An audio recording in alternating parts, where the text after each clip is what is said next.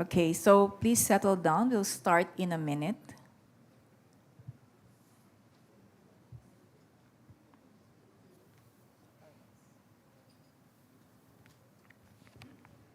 All right.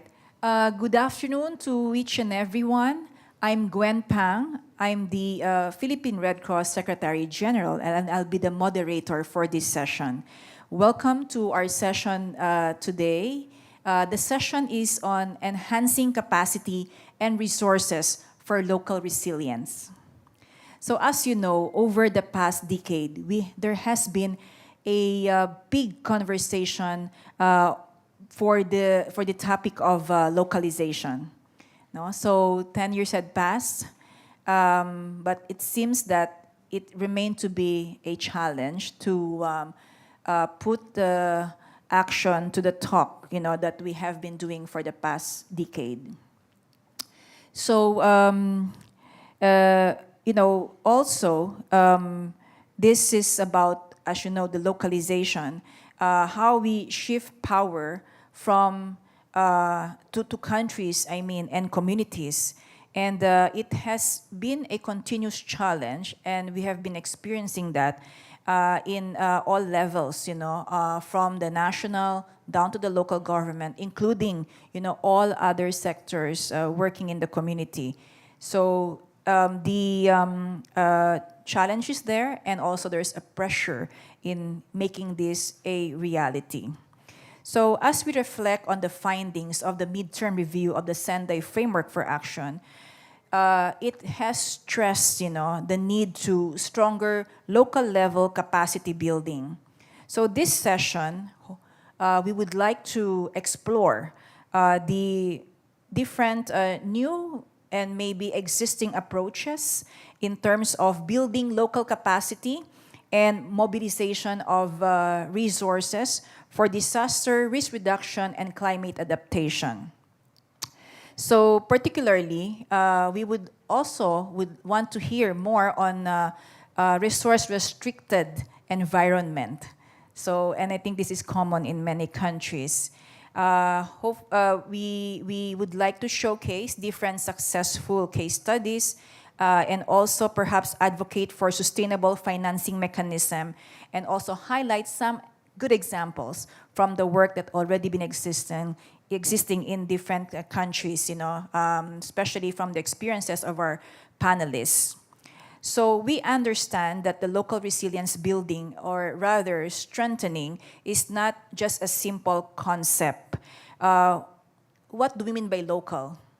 And does it end at the national, or it is about engaging and empowering each community and associated systems?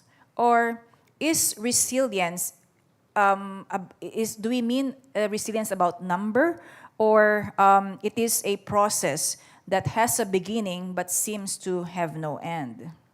So can we truly measure, by the way, community resilience? How to measure it? How can we say that the community is resilient after all the work that we have done? So today I'm very pleased, that we have a diverse array of panelists joining us today in this very important discussion. And all of you, I would like to invite you to participate in the Slido. Later, we have some questions that I would like to ask you. Then you can participate on Slido. And also some will have the chance to also ask questions during the Q&A portion. So without further ado, I would like to introduce our distinguished members of the panelists.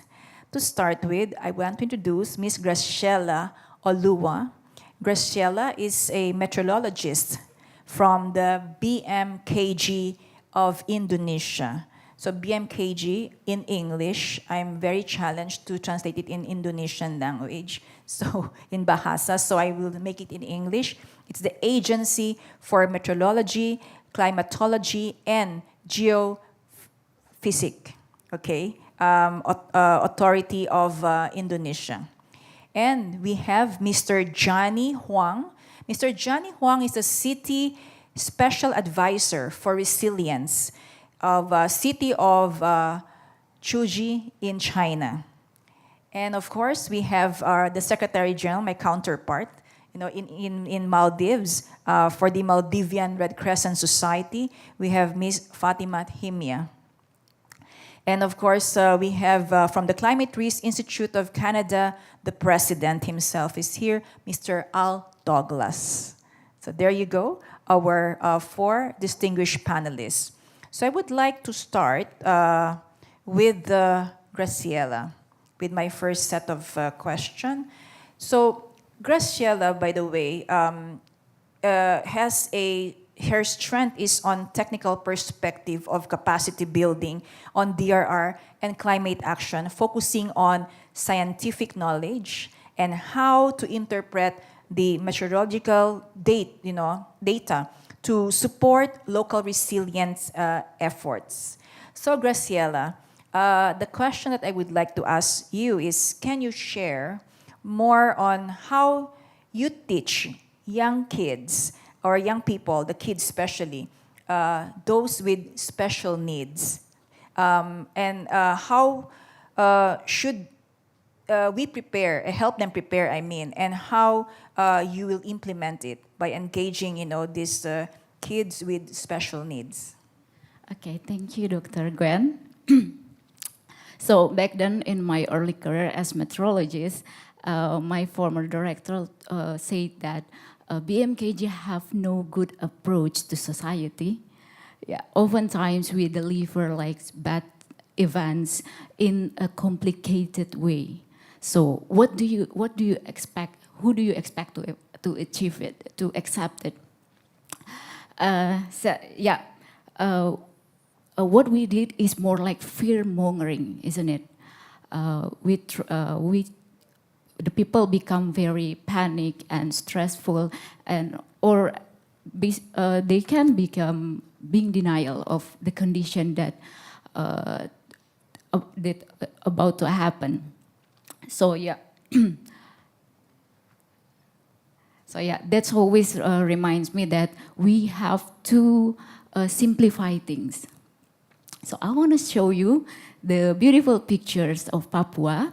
It is also a reminder for us that every beautiful things comes at a price, like what happened in most of Asia and Pacific country. Indonesia is one of the vulnerable country related to geohydrometeorological hazard. Also the WMO also stated that Asia country are most prone to disaster due to the impacts of global warming. I want to show you these past 3 years that happens in Indonesia. It seems like we have a constant hazard. Yeah. On the left, you can see that we have lots of disaster happenings, and 98% of it is related to hydrometeorological hazard.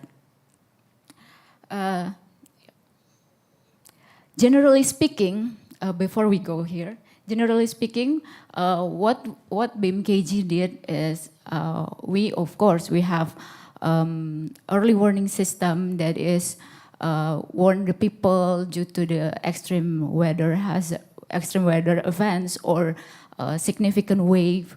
We also have tsunami early warning system. We also make a short and long terms of prediction to help the agricultural sectors. And the most important, we also have educate and outreach to the people with our programs, such as BMKG Goes to School for the student. We also have Climate Field School for the farmers to help them decide when to harvest. And also we have Fishery Field School, which help fishermen and also people in a coastal area. And the most important that you mentioned before, Awake project, it means our awareness and knowledge about early warning, that focusing to help kids and people with disabilities about early warnings. So I want you to see this picture and please read the question. So this is the question that we made for the pre and post test regarding Awake project. We want to know if it's effective or not, but it turns out this question and the response got my attention. So please read and I want you to reflect it. I want to know your opinion. From this bar, what do you think the area who live with children that is prone to flood and landslide? You can give your opinion by raising your finger 1 through 3 or 4. I just want to know your opinion. What do you think? Okay, 1. And what do you think, Dr. Gunn? 1? Okay. Unfortunately, it was wrong. Yeah, the right one is during the flood event, people in the disaster-prone area, they tend to swim. They tend to swim in the flood waters. Yeah, that happened. So the fourth school is the right answer. This is a very serious alarm for us because, children starting to normalize the dangers around them. The fourth school is the school where I graduate, actually, and there are several cases of like children being swept away and died because of the flood water. Yeah, it happens. So what do we need? As meteorologists, we realize that early warning system will be successful if it can help life and livelihoods. So in order to do that, to achieve that goal, we simplify things, as I said. We made our early warning system information and our educational material into 4 learning styles, because we believe that it's not only reading and writing. Learning is not only reading and writing, but also you can do is on the through audio by singing and dancing. You can do by role playing or kinesthetic by involving the kids and make them experience it by themselves. So yeah, we also make games like board games. So the result is before the Awake project, they don't know what is the green evacuation sign means. They don't know what is evacuation roads. They don't familiar with the early warning system. They were asking us like, do you have the early warning system all this time? Yes, we do have, but the truth is they don't know how to react of the early warning every time we broadcast an early warning. So yeah, how to answer your question? Yeah, we simplify things. And if you are interested to visit the learning material, you can check on our website. It's stametbiak.com. Biak is where I work.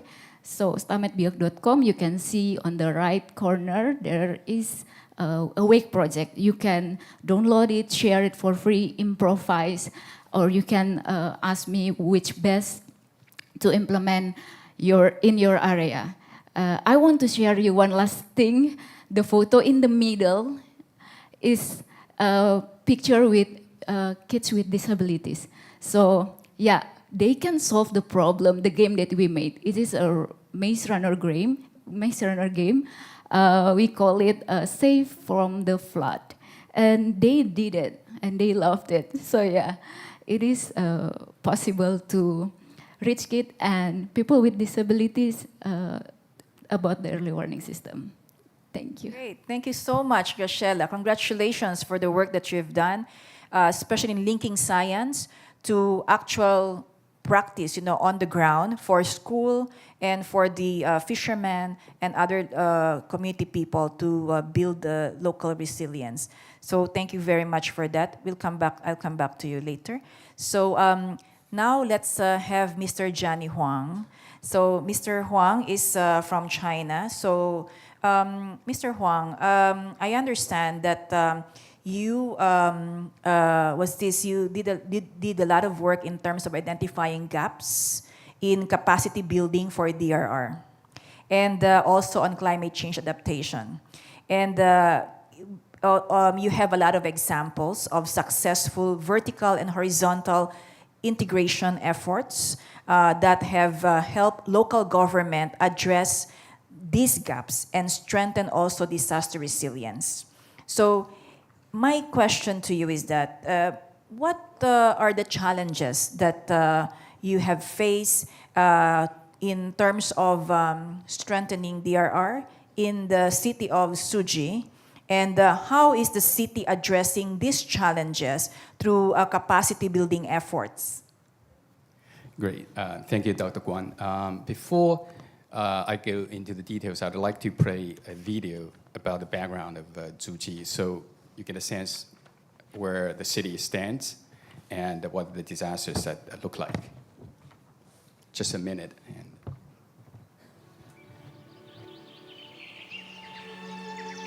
Zhuji City is located in the central Zhejiang province, surrounded by mountains with higher terrain in the south and lower in the north.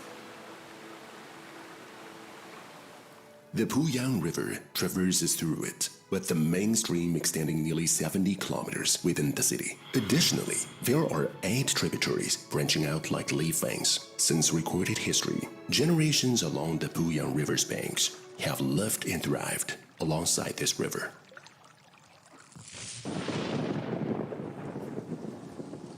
However, due to its winding and narrow channel and low-lying terrain of Zhuji, the Puyang River has long been known as the Little Yellow River of Zhejiang.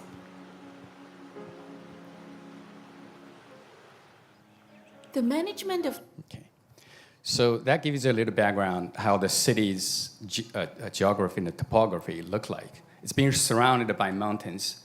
So, by the way, the city of Zhuji has over 4,000 years of history. And up until probably about 15 years ago, every 3-4 years, we encounter major disasters. And because the river runs across the center of the city, and the civilization for over 4,000 years were built along the river banks. But we have this constant negotiation with the nature, back and forth, disaster, and nature gives back, and then, every few often it happens again. So the challenges for us in terms of building a resilient city are, first is how to get a uniform and consistent blueprint to build a resilience that across all stakeholders, approved upon by all stakeholders. That's number one. Number two is how to build a sense and respond to disasters. First, you need to sense that disasters are coming, and then you need to immediately respond to them. And the third is finance. Money is never enough, again, which I'll drill down a little bit later when I get into details. And then the fourth is to get the community engagement. You have plans, you have good data systems, the tracking systems, the early warning systems, and you have the necessary money, but if you don't engage with the community, you won't get much real progress. So how do we deal with that? And then the first and foremost is, in terms of the blueprint, since 2000, the city of Zhuji putting a plan called a comprehensive management of the Puyang River. By the way, almost 90% of the disasters that the city encountered are because of this river. So all the major resilience building are being built around this river as well. And that's why the river, the comprehensive management of this river is the most critical blueprint, and it's being agreed upon by all stakeholders. And since 2000, we started building the resilience.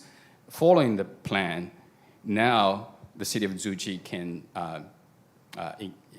deal with disasters for up to once in 50 years.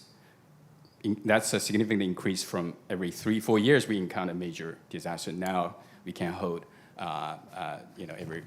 every 50 years. So that's number one. And number two, in terms of sensing and responding to disasters, what we did is we installed 7 radar stations around the city, and including on top of the mountains as well. And that significantly increased our spatial and temporal resolutions of our early warning systems up to 65 minutes before major and a severe weather event happens. So that's number two. And we also spent over 100 million Chinese yuan, which is about 15 million US dollars, to automate the river banks and the levees and reservoirs. And that covers 95% of the reservoirs. And of course, we, in the next few years, we would like to automate all the levees and the reservoirs. And that's connected, the levees are connected to the data of the weather stations that we collected.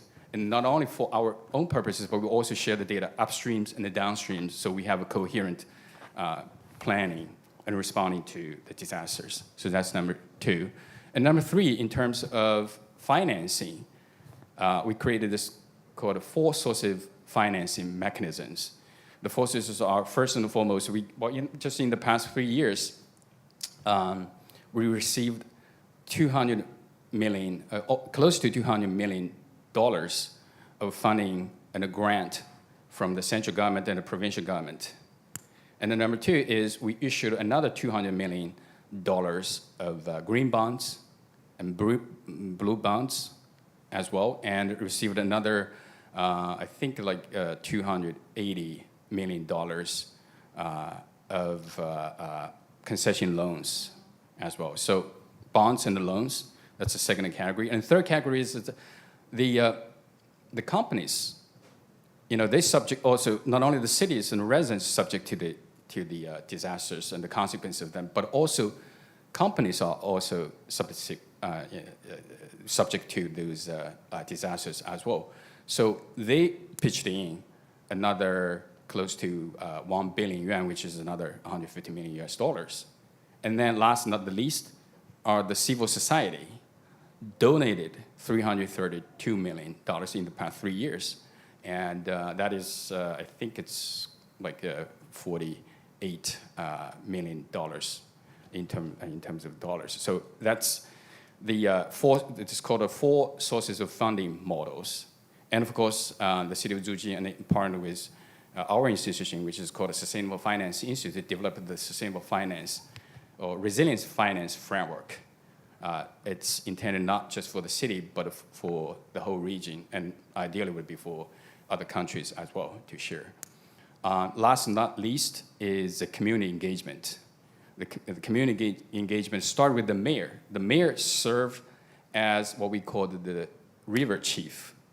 And then, since we have so many tributaries and streams and the lakes, we have another volunteer group, which is made up of over 200 volunteers. That's called Water Protection Cavalry. And this force constantly patrolling the rivers and the lakes, especially during the flooding seasons. So that's how we, the 4 major priorities, we prioritize, and then we also engage with residents. Johnny, I think you have 1 minute left, but I want to, it seems that what you're saying sounds very easy, but can you tell us about the challenges that you have faced in ensuring that all these 7 things that you mentioned, how did you came about that overcoming those challenges? I think the biggest challenge for us is how to coordinate with not only internally the city ourselves, but also with the provincial level and national level, as well as other cities around the city. So that starts with a top-down structure. China is a top-down structure.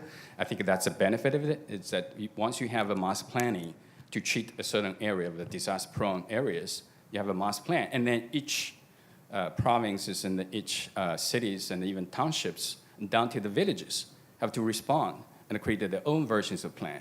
And then you integrate this, the top-down structure, and then you break down into the details to the townships levels. And that's the kind of coordination from the national to the local governments. Great. Thank you so much, Johnny. Very insightful. And I think the blueprint is very important, the master plan. And the master plan, everybody must understand and know that, so that you can get the whole of community to really support in getting the work done.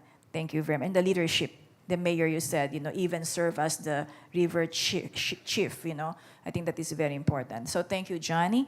Now let's do the Slido. Are you all ready for the Slido? So let's post the QR code, okay? So I want to know from you, what do you think, are the most important areas of capacity building to support local government in effectively implementing disaster risk reduction? So what do you think, are the most important areas of capacity building to support local government in effectively implementing DRR? Is it risk governance? Is it risk assessment and data management? Is it early warning systems and preparedness? Is it investing in local level resilience and action? Is it inclusive risk reduction strategies and or public-private partnerships? Okay. It's moving. So I think the top now is the risk assessment and data management. So that resonates with many of the things that you mentioned, Graciela. So can you expound a bit more on that, about investing in risk assessment and data management, as important role in the implementation of DRR? Okay. For me, this question is like asking which part of your body is the most important. So yeah, everything is important, risk assessment and data. And actually, my can I say my own answer? I would go it's inclusive risk reduction strategy. But inclusive risk reduction strategy for me can sum all of that point. Why do I say so? I have my own abbreviation for that. I love making orange letters. So I have capacity building, or C-FRAME. It is long for C is just like Johnny mentioned, is community engagement. F is financing, because even volunteering projects still need specific budget. R is relationship or intergovernment, inter-organization. And A is action plan. M is monitoring, and E is evaluation. So it can sum it this all for me. Yeah. Sum it up. Thank you, Graciela. So Graciela is saying that the inclusive risk reduction strategies encompasses everything. It will cover everything that we have in the list. So thank you for that. Can I ask Johnny, what do you think about the poll, the poll result? I actually agree with the audience. I think the top priority is data management. That data drives all your scientific and logical decisions. What are the priorities, including finance? When we do finance, well, we're constantly facing every city. I would say every city, even the major cities like Shanghai and Beijing, we are all facing budgetary issues, especially how to try to compete the budget.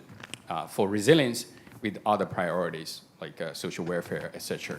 So in order to make reasonable decisions, we need sufficient data. And the data these days, even with AI, we don't have sufficient data. So we need to collect the data, the social data, the monitors, the sensors, all the data, and put them into action and make logical decisions. So I would go with the audience as well on the data management. Okay, thank you very much, Johnny. So yeah, you're right. Johnny is inagreeable with your thoughts, and also Graciela, but maybe wanted to make it more strategic. So thank you very much for both of you. So we'll come back to you later again. So I'll now move to our next panelist. Our next panelist is a very young woman leader whom we in the Red Cross, Red Crescent movement, looking up to her, and she is actually a nominee of what was that, Himya? The Women in DRR award for this evening. So see you at 6 o'clock at the plenary hall. I'm plugging that. Okay, so the winner will be announced. But Fatima, we're very proud that you was nominated for that. So Fatima is bringing with her the perspective of humanitarian organization, highlighting inclusive approaches to building capacity for disaster preparedness and response in resource-constrained environment. So Fatima, can you tell us how you, as the Secretary General, was able to drive the Maldivian Red Crescent Society to strengthen institutional capacity for local governments and communities in disaster preparedness and climate change adaptation, while also mobilizing resources and ensuring that it should be inclusive of at-risk groups, in your area of responsibility? Thank you, Dr. Gwen. I think just sharing our experiences. So Maldivian Red Crescent was formed in 2009. So we are just 15 years into our existence. But at the beginning, naturally, like any other new organization, we focused and invested a lot in building internal capacity, both in DRR and preparedness. But at one point, we realized that it was not having the impact we wanted to be reflected, especially in the local communities, where we understood that we had to continuously keep training volunteers, we have to deploy resources, we had to be physically present, especially in the case of Maldives, where it's an island nation. It was very challenging for us to, in a timely manner, respond to disasters and to ensure there was reduced impact of such recurring disasters in our communities. So we started thinking what were we doing wrong and where we needed to, invest more. And I think the leadership at that time, and even after I joined, we started focusing on building partnerships and working relationships with other organizations. And this was done both at the national level and also at the local level. And I have my counterparts, colleagues from the National Disaster Management Authority here in the room. And the very first, I think, success story that I like to share is that we had a very engaging and very strategic partnership with the National Disaster Management Authority at a national level. So we sat together, we started discussing about duplication of activities that we were doing, duplication of resources, the type of work we were doing in DRR and both in preparedness, and we realized there were a lot of work that we were doing at the same time in silos. So we decided to streamline those activities. We have streamlined our emergency response, content. We're working together in different technical areas. And we agreed to make sure that we would not duplicate our services, especially in the local communities. And I think that actually added to the question where you asked, how do we increase our resources? or how do we manage, with the scarce resources we have. And we realized that it was an added advantage to us when we started working together. And now going back to the local communities, I think especially in remote areas and islands, it's very limited number of stakeholders. Like in the case of Maldives, we would have at a maximum about 4 or 5 stakeholders in a local island. So if we did not work together with these stakeholders, it didn't actually material into anything that we wanted to, an impact was not derived out of the activities we did. So we started building formal partnerships and again relationship with the local stakeholders as well. As such, in the Maldives, it's the island councils, the police forces, the MNDF, and the health providers in the communities. And everyone had to be aware of what DRR is, what preparedness is, and what response is. So like we cannot exclude the people working in health saying their background is health, because when something happens, like when COVID happened in the Maldives, it was the health technical people or the hospitals that stepped forward, but it was a response. It was a disaster response or an emergency response in all countries, right? So we started, looking at from a generic, lens rather than saying it's specific to only disaster response and preparedness. And I think we can even currently show success stories in our communities where we have very good examples of working with local communities and Red Crescent and other relevant organizations in the community. And how do we, the last part of the question, how do we ensure that we include at-risk groups in our work? It's an ongoing challenge. I think everyone in this room would agree that we like using these, words saying at-risk group, diversification and inclusivity, but it's not something that happens naturally. So I think I would admit even currently, in my position and when we run programs, we are not able to actually focus on it as much as we would want to focus.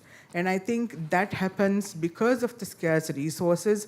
When we work with donors and partners and government agencies, the investment in actually taking that extra step to make sure there's diversity and inclusion is minimal, So I think when you're investing in DRR, when you're investing in local communities, you need to also put that extra financial perspective where we can, as organizations that work in local communities, can actually focus on inclusivity and making sure we attend to at-risk groups as well.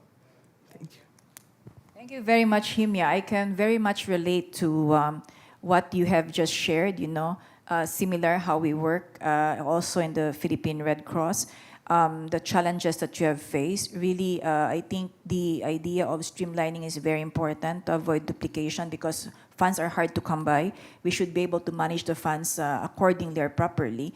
And then also and the issue about engaging the marginalized group or people at risk is it's a challenge, a continuous challenge, but just to share, from the Maldivian Red Crescent Society, they were able to really help people who actually do not have documents, during the time of COVID-19 for them to get vaccinated, for them to get the healthcare support. I've read so much about the work that you have done there. Congratulations, Himya. Okay, so next we have the president of the Climate Risk Institute of Canada, Mr. Al Douglas. So, Al, you was this conclude an international research and capacity building perspective, focusing on innovative financing mechanism and scalable approaches for building resilience across local and national levels. So you were able to show the linkages between international, national, local, and community. I think this is very interesting. So my question is, what are your thoughts, in terms of coming up? How do you see the biggest challenges for local government especially in, is this your question? No, this is not your question. Hold on. Sorry, I think yeah, I think this is your question. Yeah, so the question is, what are your thoughts on this question? So how do you see as the biggest challenge for local government in Asia and Pacific region in building capacity for disaster risk reduction and climate adaptation? Yes, good. Thank you for the question. Good. I find it a bit tricky to answer that one because I think there's a a variety of ingredients that are important to be able to build capacity at the local level. There's no single thing, in my opinion, that can enable capacity building, and there's also no single thing that can fully kind of stand in the way or act as a barrier to resilience planning at the local level. And so the nature of disaster risk and climate change is pervasive, and so in that sense it requires a multi-ingredient soup, so to speak, to be able to have appropriate responses. So in Canada, we've worked with different levels of government over the years, and there are indeed enablers and barriers to building resilience. I dissect it a little bit and think about it in terms of the planning side, so enablers and barriers on the planning side, and then there are also enablers and barriers on the implementation side. And I think that you have to recognize that those things may be different, and the end goal for us is the outcomes of implementation. That's where we have to get to. All the planning in the world isn't worth a hill of beans if we don't get to implementation. So that's where we have to get to. So there is resilience planning occurring at the local level. It's important to note that, and I think that higher levels of government play supporting roles through policies and programs. The higher levels enable. They enable either through the provision of expertise or finances, convening, supporting programs, things like that. So, and the higher levels of government also can set expectations for levels of delivery and resilience at the local level. And at times they will need some technical expertise, but it's largely that enabling function that they play. If you take that down a level to provincial governments, they also have to have good policy and programming, and they have to align with the higher levels. So there has to be consistency and strengthening and enhancement of what goes on at the higher levels. And again, provide the financial resources for planning and implementation. So I'm going to refer to policy for a little bit. I think policy can act as an enabler, a catalyst, or at times it can be the proverbial stick to mandate attention to disaster resilience, and we should be thinking about policy cascades. So the way that it goes, the way that it cascades, through the system, and it's cascading both in terms of horizontal and vertical congruence. And so horizontal in the sense that if you have policy at the federal level, it has to align. So your Ministry of Environment, the policies for disaster resilience have to be consistent with the Ministry of Housing and the Ministry of Communities and the Ministry of Defense, et cetera, et cetera. Everybody's got to row in the same direction. In a similar fashion, the policy has to enable implementation down through vertical streams. So whatever you've got at the national or federal level has to be consistent at the provincial level, and then align with implementation at the local level. So you can think of policy in terms of cascading, but also enabling action at the local level, and I think that's important. Also, in my mind, the policy informs programs. So there are, programs are designed specifically for disaster resilience, or they have hints of requirements for attention to disaster resilience. I'll give you an example from Canada. Our federal Department of Infrastructure placed some requirements in their infrastructure funding program. So it's almost like a procurement mechanism that enables or requires attention to climate change. And so as local governments are applying for funds to be able to support new infrastructure projects, they have to do what they call a climate lens assessment. So every project has to have a full accounting for what the impacts are with respect to GHG emissions, and it also has to have a climate risk assessment done, because obviously that infrastructure is going to be around for many, many years. And so if the federal government is going to fund it, it has to demonstrate how it's going to be resilient to a different climate in the future. And so they require those types of risk assessments. So let me change gears here for a minute. I think this is consistent with some of the stuff that you were just speaking to.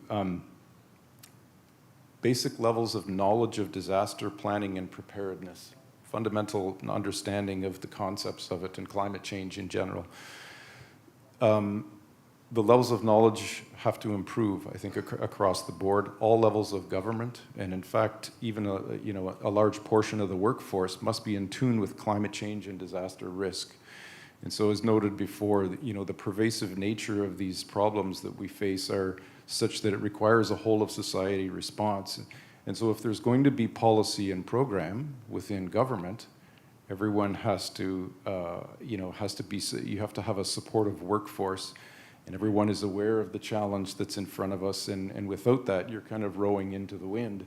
It makes it significantly more challenging. And so you can offer basic training on climate change adaptation and disaster risk reduction to staff. You can make courses available, or even better yet, make taking the courses a requirement, make it mandated. And you could even take this a step further to consider improving the competencies of key professions. And this is something that we're doing a lot of in Canada. We're designing programs that are specific to engineers and planners and ecologists to ensure that they are in tune with climate change and disaster risk reduction. And those are considerations of their everyday tasks. Every job is a climate job. Every job is a disaster risk reduction job. And that's the nature of this whole of society pervasive issue that we face.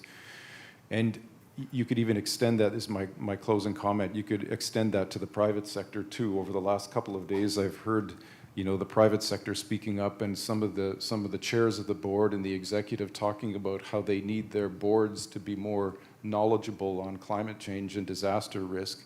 And so in fact, you would want to make sure that the board is also well educated, and this is going to be more important into the future as companies have to disclose physical risks, related to changing climate and disasters into the future, and that will be a requirement, as we know, going forward for private sector companies. Thank you. Thank you very much, Al. For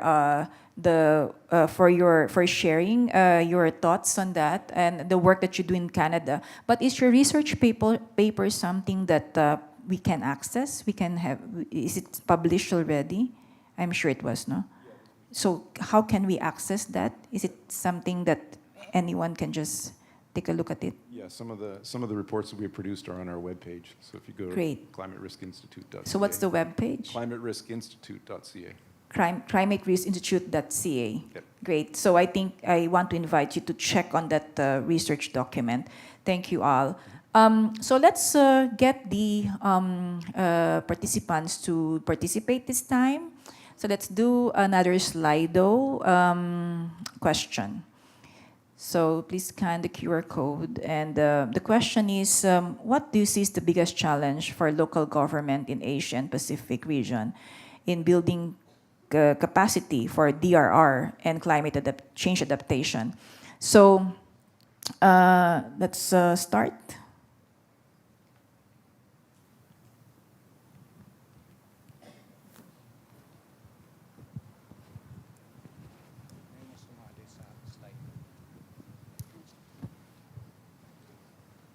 So what's the top of the four choices is lack of financial resources. I think this is a continuing challenge for everyone. So who would like to start first between Himya and Al to comment on this? I think, Himya, you have mentioned about this earlier. So Yes, the participants seem to agree with what you have said. No, I think it's the willingness to, invest in DRR and preparedness. Yes, of course, we have, lack of financial resources in every country, I think, but it's the political will and, at a policy level and, from the donors, from the international organizations, to actually be willing to invest, in disaster preparedness and response activities, especially focusing on, local level resilience and, focusing on communities. So most of the time, I think the financial resources go at a national level, where it's invested in either, some technical capacity building, event, or maybe a technical resource, but it doesn't, cascade or reflect at the community level. So I think it's more of managing the financial resources in a way that it has more impact, in the communities rather than, at international level. Thank you. So that's indeed a very good insight. It's really managing the limited resources that we have to make it more impactful for the people. Al, what do you think? Do we agree with the participants' thoughts?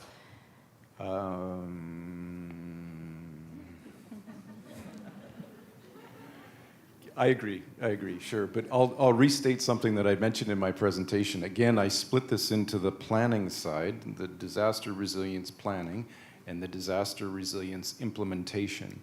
And so I think we've made decent progress in with the resources that we have on the planning side, right? Local governments have got plans developed, maybe for the most part. There are still places that have not got them developed and need that help. And there's supports, there's financial supports from resilience hubs, as an example, to be able to, help develop those resilience plans for communities. But then there's what is proposed in those plans to be implemented to protect the people and protect property and ecosystems. Now, at times, there's orders of magnitude more investment needed on the implementation side than there is on the planning side. And so with respect to that point, yeah, sure, we need more financial resources to be able to implement, mostly because we're so far behind. We've not kept up with the pace of change, and the risks are so high. We haven't made the proper investments. Now we're at a place where we have to have significantly more, and yeah, those resources will be important. Great. Thank you. Thank you very much. I think everyone, is facing this challenge. So it's really come up the top, and you agree to it. Perhaps really it's managing the investment properly. We have to we have to invest the money where the need is most pressing. Thank you so much. So now let's go on for the Q&A. So we have around 10 minutes for the Q&A. So let's get some questions on the floor or insight or reflections. Right.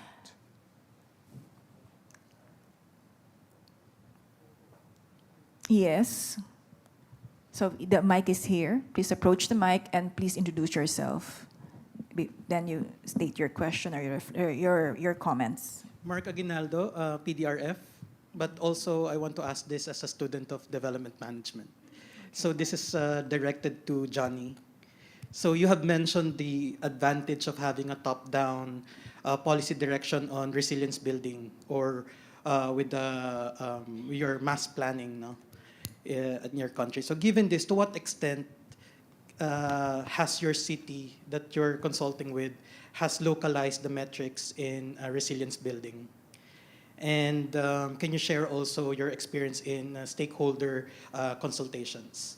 And the second part of my question is if you also have external frameworks on resilience building or on measuring resilience that you're aligning to, can you point us to some references? Thank you. Yeah, thank you very much. And great questions. The first question, what matrix did we use? We started, I think it's June 2023, about 15 months ago. We started this journey for the city of Tzu-Chi to compare what we did versus what frameworks that we could reference. And we discovered the UNDR, the 10 essentials, and the scorecard systems. I think there are about 154 indicators from the scorecard systems. And I got in touch with the authors, the two authors of the scorecard systems, Dale Sands and Peter Williams. They are very well known in this industry, I believe. So we started with that, but then we need to customize it. We need to customize it to local conditions. And the different countries have their own sets of unique problems. For the city of Tzu-Chi, flooding is like 90% of the common disasters.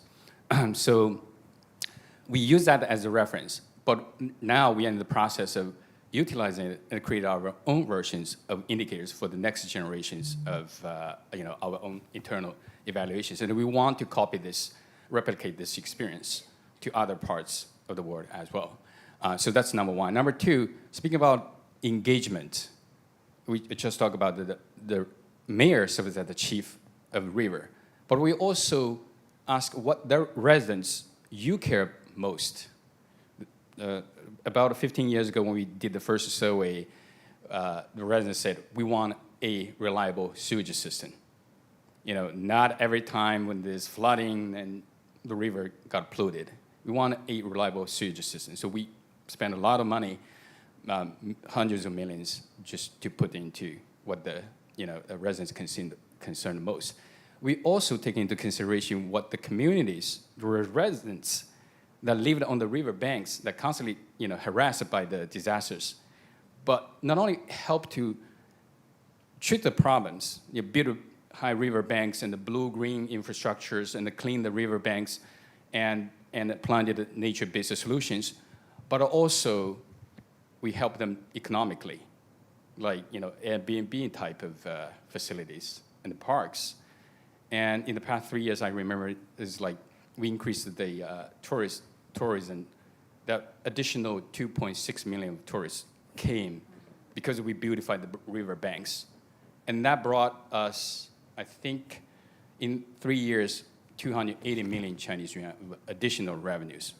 So that is when we engage with the communities, we know what they concern. It's not only just help me to fix the problems, but economically, we also incentivize them and let them share the benefits as well. Thank you. Thank you, Johnny. Fantastic, how we turn problems into even resources for the community. That's good. And yes.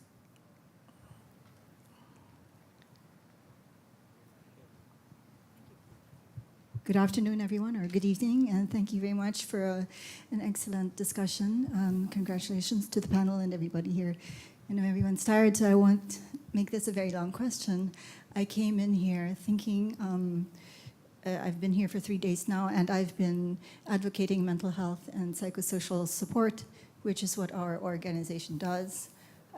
When we enhance capacity and resources for local resilience, I would just like to ask you simply, is that something in your consideration? Thank you. Okay, so who would like to? Well, I think definitely for Maldivian Red Crescent, when we talk about local resilience, because like I mentioned, we have very remote islands, and one of the biggest challenges is providing psychosocial support, especially in times of emergencies or, even when there's a distress situation in the island. And we've noticed that one of the key priority areas for us, as well as, some of the local stakeholders in the islands, is investing in mental health. Because when something happens, we do not have that capacity to actually address to the needs of the people when it comes to the psychosocial care and support. So we have, yes, we do not exclude it. In our emergency response trainings, we include psychosocial support as part of it. Our volunteers are also trained, along with emergency response and preparedness, in also providing psychosocial support. So at least for now, we are focusing on emergency psychosocial support, but we also need to focus more on the peacetime, mental well-being of the communities as well. Okay, thank you. So I think we have hit the time. It's 6 p.m. now. So before we end, I would like to request, a one-liner takeaway from each of the panelists. No more than one line. Okay, start with me. One line is do not hit and run when you are going to nurturing a community. Great. Don't hit and run when you're going to nurturing a community. Thank you, Graciela. That's fantastic. Yes, Johnny? Develop a resilience finance framework for your city. Money, no nothing. No money, no nothing. We call it here no money, no honey in the Philippines. But that's good. So give it a try, a push on financing. Thank you, Johnny. Thank you very much. Please, let's give Johnny a big round of applause. And then Himya? I would say invest in local communities and partnerships. That's it for resilience, nothing more. Invest in local communities and partnership. Thank you, Himya. And Al? I'll go back to my food analogy. I think that local level resilience is a soup made up of many different ingredients that will enable it. Great. Thank you so much, Al. So, everyone, as we conclude, this session, together, we can ensure that no community stands vulnerable. Instead, communities should stand resilient and prepared for the changes ahead of the time. So thank you very much, everyone. Such a pleasure to moderate this session. Next, we have the Women in the Air awarding at the plenary hall. No, not plenary hall. It's the main hall, where we had the dinner yesterday. So we want to invite you to be there. So thank you so much, everyone.